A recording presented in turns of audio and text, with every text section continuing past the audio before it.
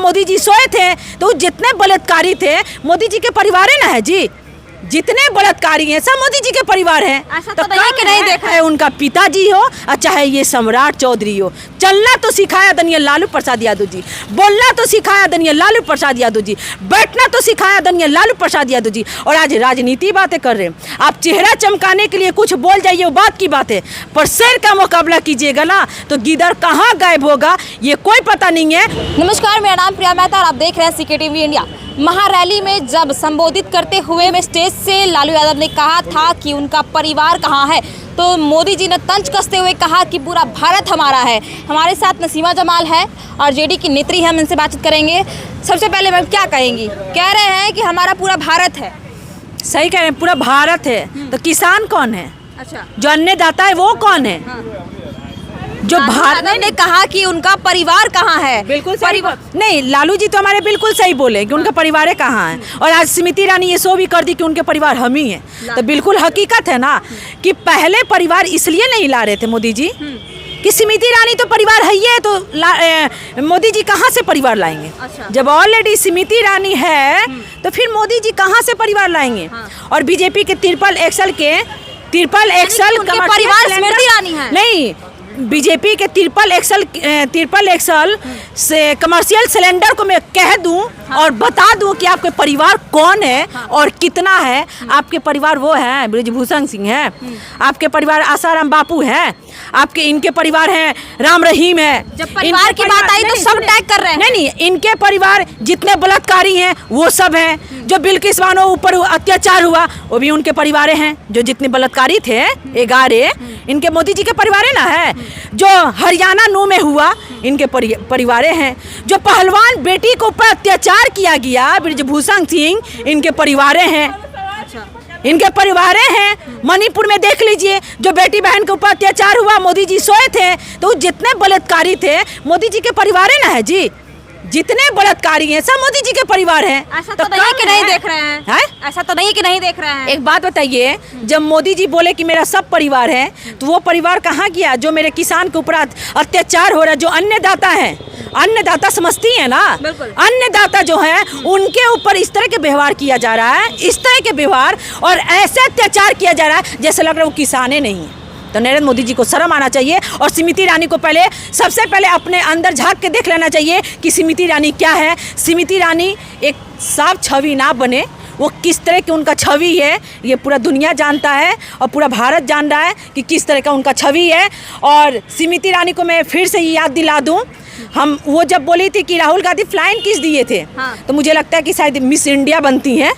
अगर miss India होती तो ये क्या से क्या करती खुद उनको पता नहीं है। तो मैं फिर से याद दिला दूं, एक दफ़ा अपने अंदर झांक के देख लीजिए कि जब आप अपने सगी फ्रेंड के पति को ही हड़प लेती हैं, हड़प के शादी कर लेती हैं, तो मोदी जी के परिवार ऑलरेडी स्मृति ईरानी है ही, तो फिर अपना परिवार वो कहाँ से लाएंगे? सवाल रहेगा, तेजस्वी यादव रैली कर रहे हैं, एक तरफ से मोदी जी का भी रैली चल रहा है, तो कहीं ऐसा तो नहीं आप लोग घबरा तो नहीं गए हैं? किससे घबराए? तो बीजेपी वाला है और घबराए तो जेडीयू वाले हैं। आरजेडी कभी घबराता नहीं है। शेर कभी घबरा कह रही है बीजेपी 40-400 पार हो जाएगा। तो मैं बताऊं एक बात, 400 पार होगा ना तो बीजेपी के कुछ ऐसे प्रवक्ता हैं कि वोट होने से पहले और जीतने से पहले ये लोग हल्ला कर देते हैं 400 पार है, 400 पार है। कैसे पार है? ईवीएम से पार है, जनता के सपोर्ट नहीं, सुनिए ना, ईवीएम से पार है। आप में है हिम्मत, आप में है हिम्मत, बैलेट पेपर से चुनाव कराए ना। अगर 404 अगर 0 भी पार हो गया तो बोलिएगा नसीमा जमाल जो बोली थी वो,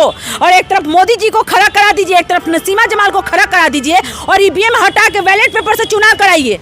नसीमा भी एक तरफ खड़ा रहेगी, एक तरफ मोदी जी। उनकी जमानत नहीं जब्त हो गई तो आप बोलिएगा नसीमा जमाल क्या बोली थी? बैलेट पेपर से चुनाव होगा तो उनकी जमानत तो जब्त हो जाएगी। और 400 पार, 400 की बात आप करें कि 400 पार कैसे पार? ईवीएम से पार नहीं, कह रहा है जनता का सपोर्ट है हमारे। जनता का सपोर्ट नहीं है, ये ईवीएम का सपोर्ट है। ये ईवीएम से ये लोग इस्तेमाल करते हैं, जैसे कहते हैं तन मन धन, उसी तरह ईवीएम भी है। आप में है दम, बीजेपी वाले लोगों से मैं बोलना चाहती हूँ कि आप बैलेट पेपर से चुनाव करा लें। आपकी ना जमानत जब्त हो गई तो आप बोलिएगा नसीमा जमाल क्या बोली थी। और जो 400 बोल रहे हैं ना 400 पार, वो 0 पे भी पार नहीं होगा। आप जान लीजिए 0/0 ही हो जाएगा। स्मृति ईरानी ने कहा है कि लालू यादव चारा चोर है। एक बात बता दें स्मृति ईरानी जी लालू जी के जूता के धोवन में भी नहीं है। आदरणीय लालू प्रसाद यादव जी हमारे शेर थे, शेर हैं, शेर रहेंगे। और शेर का भोकाल जब गीदड़ के कान में जाता है ना तो गीदड़ पगला जाता है। गीदड़ को क्या होता है वो खुद नहीं समझ सकता है। तो आदरणीय लालू प्रसाद यादव जी हमारे जो बोले बिल्कुल ठीक बोले। और स्मृति ईरानी जी जो बोल रही है ना, तो स्मृति ईरानी आज ये जो बोल रही है उस टाइम कहाँ थी? जो मणिपुर में बेटी बहन का हिंसा हुआ था, जो पहलवान बेटी के ऊपर अत्याचार हुआ था, जो बिल्किस बानो के ऊपर अत्याचार हुआ था, जो हरियाणा नूह में अत्याचार हुआ था, उस टाइम स्मृति ईरानी कहाँ चली गई थी? उस टाइम परिवार उनको नहीं दिख रहा था। तो जितने लालू यादव के राज में जंगल राज है, जितने बलात्कारी हैं सब मोदी जी के परिवार हैं। बिल्कुल सही कह रही है स्मृति ईरानी, सब परिवार हैं। अरे आप परिवार जब कहती तो किसान पे जितना अत्याचार हो रहा है वो भी तो आपके परिवार के तरह होते ना, पर वो परिवार नहीं है, वो परिवार नहीं है। इनके तो जितने बलात्कारी हैं सब परिवार है, जितने पूंजीपति हैं सब इनके परिवार हैं। चौधरी कह रहे हैं, बता दूं, बोलने से पहले अपने अंदर झांक के आप देख लीजिए कि आप किस तरह की औरत है और कैसी हैं। और आदरणीय लालू प्रसाद यादव जी के बारे में बोल रही हैं आप, तो लालू जी के पैर तो नहीं कहेंगे, पैर तो एकदम पास हो गया, आप जूता के भी काबिल नहीं है। उनके जूता के डिप्टी सीएम बन गए हैं, डिप्टी सीएम का पास किसके? सम्राट चौधरी हैं? सम्राट चौधरी डिप्टी सीएम बन गए हैं। तो आदरणीय लालू प्रसाद यादव जी सबसे पहले जब आरजेडी में थे तो चलना सीखे आरजेडी में, बोलना सीखे आरजेडी में, बैठना सीखे आरजेडी में, चाहे उनका पिताजी हो और चाहे ये सम्राट चौधरी हो। चलना तो सिखाया आदरणीय लालू प्रसाद यादव जी, बोलना तो सिखाया आदरणीय लालू प्रसाद यादव जी, बैठना तो सिखाया आदरणीय लालू प्रसाद यादव जी। और आज राजनीति बातें कर रहे हैं। आप चेहरा चमकाने के लिए कुछ बोल जाइए वो बात की बात है, पर शेर का मुकाबला कीजिएगा ना तो गीदड़ कहाँ गायब होगा ये कोई पता नहीं है। और सम्राट चौधरी को मैं ये बता दूं कि शेर के बेटा वीर है और बिहार के तकदीर है तेजस्वी प्रसाद यादव जी।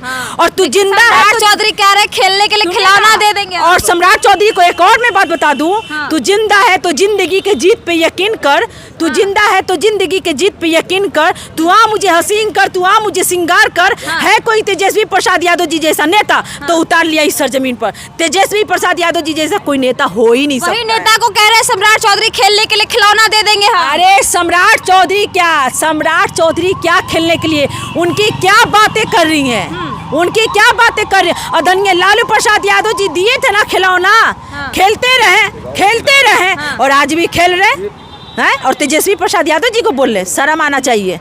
चलिए, तो हमारे साथ नसीमा जमाल थी, आरजेडी की नेत्री थी, और उन्होंने साफ शब्दों में कहा है कि अब इन लोगों को खेलने के लिए जो उन्होंने कहा है सम्राट चौधरी की खेलने के लिए खिलौना दे देंगे, तो उनको पहले पता है कि वो क्या कर रहे हैं।